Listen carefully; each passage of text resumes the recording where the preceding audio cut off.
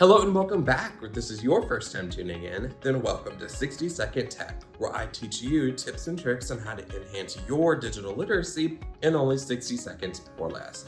My name is Dalton, your friendly neighborhood librarian from the Paul Sawyer Public Library. In today's episode, I'm going to show you how to password protect any Microsoft project. This is a great opportunity to add a little extra cybersecurity to those sensitive bits of information that you are saving in Microsoft Word or Microsoft Excel to your personal computer. If this sounds like something that can benefit you, then let's start the clock and get started. With any online technology, passwords are the first line of defense. Adding a password to your projects can help maintain a high degree of cybersecurity.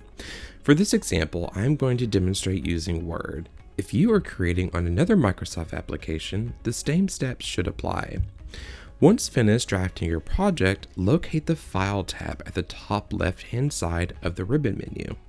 Select Info, then select Protect Document. From here, you're going to select Encrypt with Password.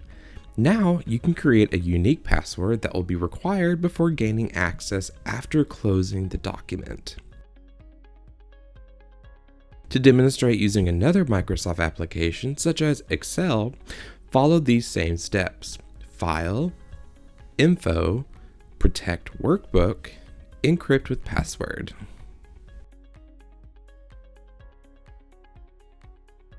Thank you so much for tuning in today, and as always, I greatly appreciate your time and willingness to want to enhance your digital literacy.